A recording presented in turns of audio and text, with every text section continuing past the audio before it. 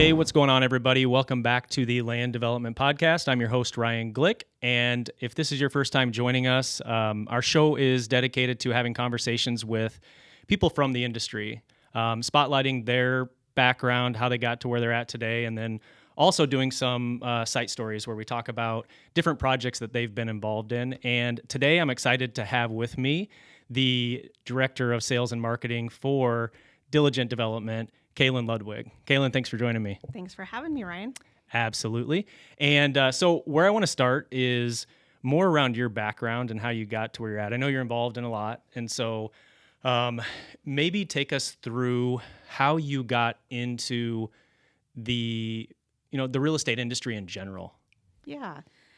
So kind of two parts of the story. One, my grandparents actually flipped a lot of houses, had rentals, had a hotel. And looking back, really enjoyed going with them to open houses and helping my grandma, remodel a townhome or something that they had for a rental. So looking back at that, I didn't know that I was so interested in real estate, but it's kind of funny how they played a big part in that. But I went to UNI, I majored in business marketing, and then I kind of fell into I minored in real estate. And so I kind of fell into that. I won't go into the story, but once I took my first class, I was kind of hooked. I was that nerd in the front room, raising my hand, asking lots of questions, and just really have always enjoyed that industry. I interned for People's Company my senior year of college, and have worked for them ever since. Well, that's pretty amazing that you've stayed in the same spot. Yes. Because you do see in the industry, you see some hopping around and with different people. But I know People's Company it's a great company, obviously, and that's likely what's kept you around. And so you work in a number of different areas in the organization. So on the home building side, but also the land development side. What do your roles look like in those two areas? Correct. So with Diligent Development, land developer locally in the Des Moines area, I help them list and market mostly residential lots, but there's some development land and multifamily land that I get involved in too. So I represent them as their realtor. And then also one of the owners, Steve Brewer of Diligent Development, him and I own Groundbreaker Homes. So I'm also running a home building business as a primary part of my day. Yeah, that sounds like a lot, but that's awesome. Something that I've noticed over the last few years since I've been paying, closer attention to the industry, since I've been more involved in the industry, is just how you're spending like time, focusing on your brand, on social media and just in general in the industry. And I was just curious when you started doing that or how that came to be. I think that I've learned a lot from people I work with at People's Company, the leadership of Steve Brewer. Marketing has always been a big focus here at People's Company. I think right now we have 8 in-house graphic designers. Okay. So that speaks for itself on just how much we value, the brand and the look of the marketing material that we put out there. I think several years ago, we started realizing how important social media is and having that content and having things, even like our builder and developer luncheon that we put on yearly, things that all tie in together of our brand. Yeah. It's one of those things for me personally. Like when I think about my social media, I'll get into like a period of time where I do a good job with it. And then there'll be periods of time where I just look back and it's like, oh, you haven't posted anything in probably a month or 2 months or something. You should probably put something out there, because if you're not putting something out there, then you're likely being forgotten. You're not top of mind for people. So when I do see, posts or just anything that you put out there, your emails, like your email marketing that you do, it's always a reminder for me personally that, hey, you need to do more, like basically. And so obviously that's something that's happening with what we're recording right now too. So this is part of that process of being able to produce something that's meaningful to people and not just posting to post, but actually putting something out there that will provide value to an audience or to people out there on social media. So anyway, whether you knew it or not, you are motivating me to do better at social media game. I watch a lot of other people too and feel that same motivation from them. I think consistency and then actually having good content are two of the keys to that. And it's not always easy to consistently come up with things. But I give you props for this podcast and what you're doing with that and staying in front of people. So. Yeah. Well, thanks. Well, maybe let's shift gears here to more topics on the development side. So there's a really unique project that you've been involved in down in Cumming, Iowa. And I'd like to dig into that a little bit and maybe just start with talking about, at a high level, just kind of describing what this project is, and then we can kind of dig into some of the details about the project. Yeah. So in Cumming, Iowa, Middlebrook Agrihood is a 900-acre master plan community. So you're going to see and currently see commercial space, multifamily space, single family, a lot of agricultural components. We'll get into that a little bit more, and green space, a lot of trail systems and things like that. So in Agrihood, we actually saw them kind of popping up around the country. We followed quite a few, but there's a Agrihood in Georgia called Serenbe. There's Agritopia in Gilbert, Arizona, just to name two that we've really become inspired by. But most of them are going to have a community garden of some sort, and that's really a central focus to it. I often tell people, think about, a golf course community, but take away the golf course and put a farm, put other agricultural components that connect you to nature and to health. And I think just, with trends of people wanting to know where their food is coming from, trends of wanting to have that sense of community again, that's really what is behind this project. Yeah, that's why I'm fascinated by it, because that's really intriguing to me, just understanding that, having the food come from the area where you live versus, I think we're all so accustomed to running off to the grocery store and picking up the food, having no idea where that food came from. And but having a community that revolves around that being one of the core components of it is really interesting. And so what went into the planning of a community like this? Because it's definitely different than what you would see in a typical development, especially in this area. In this area, you don't see really master plan communities. You see, you'll see pieces of land platted out. Correct. And they'll just be developed without necessarily, thinking about some of those amenities within the development, because a lot of times those are provided by the city, so they're not necessarily provided by the actual developer. And so in this case, it's actually taking into account a lot more than just the housing. And so I'm just curious, from like your involvement and everything, what really went into that and planning and everything? Yeah, so being involved in lots of developments over the years, it is so different than just, we're doing these 3 plats, each plat has 30 lots, and then you kind of move on. There's not necessarily that connection to, community amenities always. If there is, it's, maybe there's a walking path by it, but it's not like all inclusive of, being able to walk to, a garden stand to get your food, being able to walk to, maybe there's going to be a, barber or a floral shop or things like that. I think also the walkability of this community is like a really big focus. So from a planning aspect, really thinking about where different things will be located, how to interconnect them, how, different walking paths and trails will work, and roads, so that it really works and flows. We often look back to really where, like a small rural community, think Indianola, think Winterset, Adel, they've got the town center, and then they've got higher density around there. And then kind of as you move farther away, you see, larger estate lots or things of that sort. But having that town center, that sense of community, places to walk to, it's really almost looking back at like, where things started 100 years ago. Right. And when you think of building things within walking distance today, generally you're probably thinking more of a city, and so like being downtown in a city where things are going to be more in walking distance. But when you think of like a rural community and, just new developments in general, you're not necessarily thinking about that. You're probably thinking more about, I don't know, hopping on a golf cart and to get somewhere versus having things within walking distance and everything. What else with this project? What other so there's the development itself, and then maybe help me understand the difference between Middlebrook and then Great Western Yeah. Crossing. So Great Western Crossing is the first residential neighborhood within Middlebrook. Okay. So we plan to have several different neighborhoods within Middlebrook. Okay. And so maybe Great Western Crossing has architectural guidelines. So maybe they look a little bit different in other neighborhoods, still all tying together, but potentially different architectural styles. Okay, I see.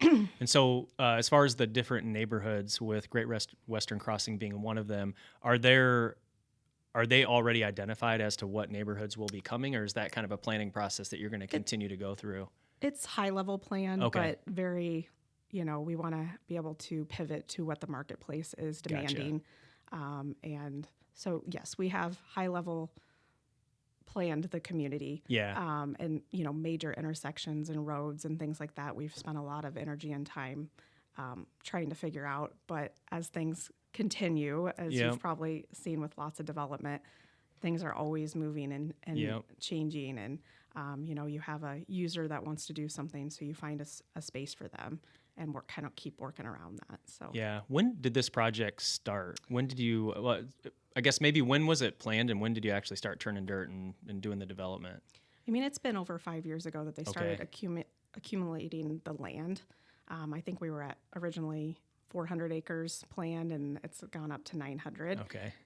But 2020, we started developing the residential side. I would say a couple years before that, we were working with land planners and architects to kind of get all this vision down, pl- all the vision Yep. started at that time. But we hosted, the HBA does the Home Show Expo annually, and we hosted that July 2021. So that was really kind of the kickoff of a lot of the residential side. Gotcha. And then those homes that were in that home show, were they, and I can't remember this, were they sold before the show? Like, were those the first homes that were going to be sold, or were there already homes that were built and sold? There was 7 lots in a Plat 1, and then Plat 2 Okay. and 3 were put in for the home show. Okay. And then, so those 6 homes were kind of the kickoff to Gotcha. the rest of it. So what's been the response so far from those who have built homes there, and just there's obviously, I want to talk also about the activities that are there, because I see the emails that come through about just different activities that are Yeah. going on in Middlebrook. But maybe first, what kind of response have you received so far from the residents that actually live there? Well, I think it's very different. The leads I get, if they feel connected to Middlebrook, they're not shopping, 5 other developments. It's like they love it here. They know this is where they're supposed to be, and they just want to figure out more what type of home they want to live in. Is it a townhome, or is it a single family, and style wise and all that. So that's just been different compared to the other developments I have. Maybe they're looking at 3 different areas. I find a lot of out of state leads come in. I think people are more used to master plan communities in larger areas, urban areas in California, Phoenix, Colorado. So I think when people move to the area and don't necessarily need to be in a certain school district, and they're just kind of researching the area, it's been a very attractive, interesting concept that people are drawn to. I kind of Yeah, forget the no, you're good. question. Yeah. Well, I think like piggybacking on that. So continuing on to it, you mentioned different types of homes for people. Is this a purely single family residential, or I shouldn't even say residential, but from on the residential side, is it purely a single family development, or will there be other? So I think that's one of the unique things, and of course it's going to take a while to see all the different typologies that we're planning, but you're definitely going to see a range of types of homes. So we started with our more traditional lots, really. I mean, they're 1/4 of an acre. Setbacks are kind of more standard that you're going to see in normal cities, communities. But we did add the architectural guidelines. So we are requiring front porches or front courtyard spaces, again, to bring people kind of out in front of their home interact with neighbors again, have that sense of community. We also are requiring the garage to not be the focal point of the house and do a side load or scale it back. We're doing a lot of tandem garages where you have got a 2-car that Yeah. with a third or fourth behind it. And then the next product we brought was like 0 entry, no step, 1,400 square foot ranch villas. So they are within an association that does the snow removal and lawn care, but they are detached and you have your Okay. own yard. And then right now we're really excited that we're starting townhomes. They're 1-story and 2-story townhomes, going to be all geothermal. Okay. So I think there's 60 some units that we're committing to being geothermal, and we're really excited to bring that to the Okay. table. Nice. And so we're recording this. It's Friday, November 17th. So when you look ahead at that next phase that's going on right now, is that something that is planned to be delivered at some point in 24? For the townhomes? Yeah, for the townhomes. We're digging those like in another week or two. Oh, so you're actually. going. You're going. Yeah, All right. they'll be finished in 2024, and we'll continue to keep building through those. So Okay. Well, Yeah. cool. Let's talk a little bit about the activities, because I think this is also another unique thing about Middlebrook is at least the different events that are going on there, the live music, the food. I don't know if there's food trucks or what. Yeah. Yeah. So what was the idea behind that, and who actually plans that? yeah, well, that's kind of a fun answer. So Friday at the Farm, we do that from May through October, and it's every Friday 4:30 to 7:30, live music. We've got food trucks in the wine wagon. The Mercantile we can talk about in a second, but they sell wine and cocktails and beverages from this cute little Volkswagen that's like turned into a little stand. We've got farmers market, so we've got quite a few vendors there selling homemade goods, and our garden stand is open during that time. We've got Gaga Ball and some other fun little games and things for the kids. So it's just a nice place where you can come, relax, chill on a Friday night. Kind of old-fashioned fun, I like to say. Just like it's a place where my kids can run and I don't, worry. And it's just nice to relax. So it's been a really good tool, I think, for people to experience kind of this rural setting, feel relaxed, kind of understand really what Middlebrook is about, and experience kind of a togetherness and community. We kicked that off in 2019 when COVID started. Oh, right before that, and we were really torn. Do we go for it or not? Yeah. We'd already, lined up all these singers and whatnot. And we said, you know what? There's tons of space out there. We can spread out. We can do this responsibly, and we went for it. And I think it was really great because word spread on it very quickly. We've had 500, 600, 700 people out there on Friday nights, and it's been a great thing for us. So on that note, really quick though, before you go on to your next thought, when people come there, I assume based on the numbers of people that are there, it's not just people who live in that particular in the development. You've got people coming from neighboring cities, I assume. Is that correct? Yep. Okay. I do see a lot of the people that are living there. We see them weekly. It's fun, but they can invite their friends, their family that are, either from out of town or are living in Waukee or something. And I think that's just been a really great amenity for them to be able to have live music, on every Friday night through the summer. Okay. But it is open to the public. It's free, so no charge. You can just come out, bring chairs, blankets. Yeah, I think those of you listening right now, I think you should look at, and we'll, I guess, there's obviously a website for this somewhere. What's the website for this? Middlebrookfarm.com. Okay. So I guess what I'm saying here is, and those of you who are actually watching this versus just listening to us, if you go out there and look actually at the development and what it looks like and how it's spread out, but if you're not from the area, if you're not from Iowa and you're listening in from elsewhere, it's really, you'll have to map it and kind of see that it isn't right like in the city or on the edge of the city or whatever. It's down south a little bit from the Des Moines. It's part of the Des Moines Metro, but it's down south a little bit. So it's got that rural feeling to it, which I think is really cool. Yeah, Cummings' population right now is under 500 people. Yeah, so it's And we're expecting 12 to 1,500 rooftops when this is all said and done. So obviously going to more than double their population. And Yeah. it's really, I think, Cumming has been a really great spot for an Agrihood. I mean, we're close to West Des Moines, right off the interstate, Norwalk schools. Norwalk is a close neighbor also. But it's given us a setting that does feel rural. It doesn't feel forced. You're not just plopping it in the middle of a, suburban sprawl. You are kind of given this really great opportunity to kind of make a town Yeah. and be purposeful about it. And it's very cool. Yeah. No, for sure. And you mentioned the mercantile. What was that you were going to talk about? Yeah. So our first retail commercial space to open is called Middlebrook Mercantile. It's a wine bar and cocktail bar.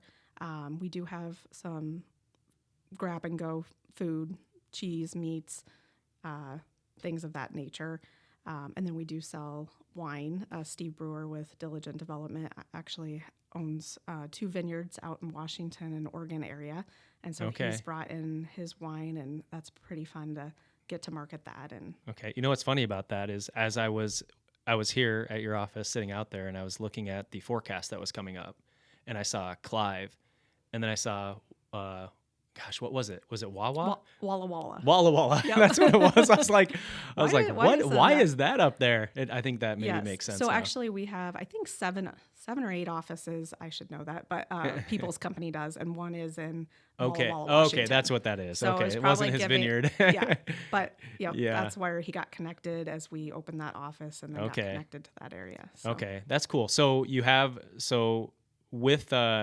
with those shops, who organizes this? Is there an association that manages all this stuff? Is it People's Company that's doing this, or who's responsible for it? So the farm and Friday at the Farm is Middlebrook Organics, and Diligent, same owners own that. Yeah.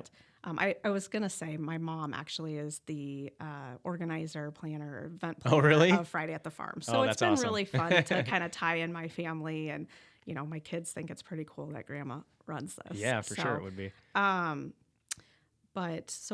And then Diligent Development also has another event planner for community events that we also host at either the farm or at the Mercantile.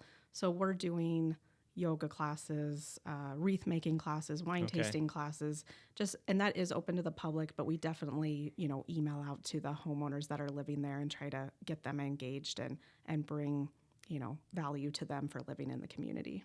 Cool. Well, I think that's probably a good spot to wrap up here. I knew about it, and I was at the home show when it was down there. So I was in some of the homes there touring them back, a couple of years ago when that was. But I didn't know all the details around it, so that was really, really interesting. Yeah, I want to mention too, we're excited about Wilson's Orchard.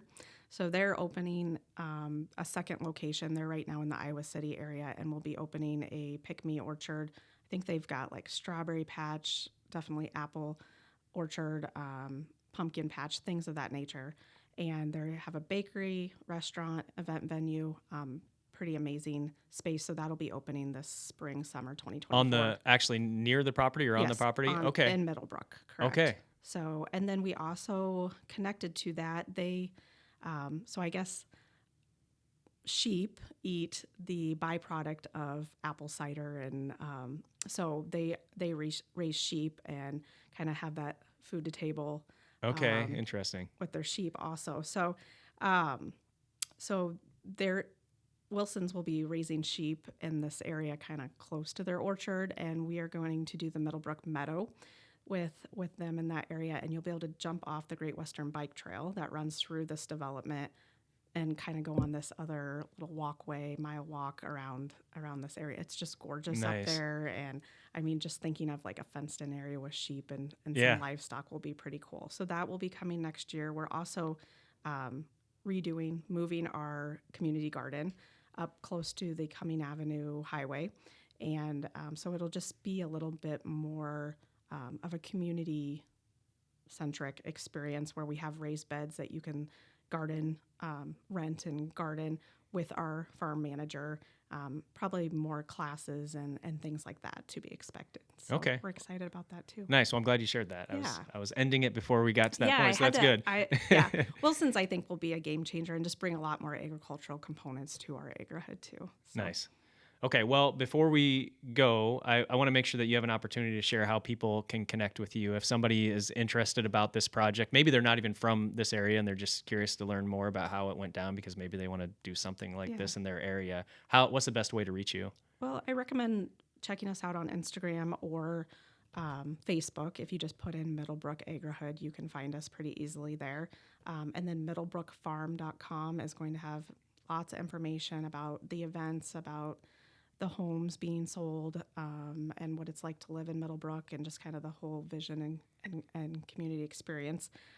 Also, my email is Kalen, Kalen at peoplescompany.com. So feel free to reach out that way too. Awesome. All right. Well, that's a wrap for the show. If you are listening in and you're not yet subscribed, please click the button and subscribe to us, and we'll talk to you next time. Thanks. Thank you.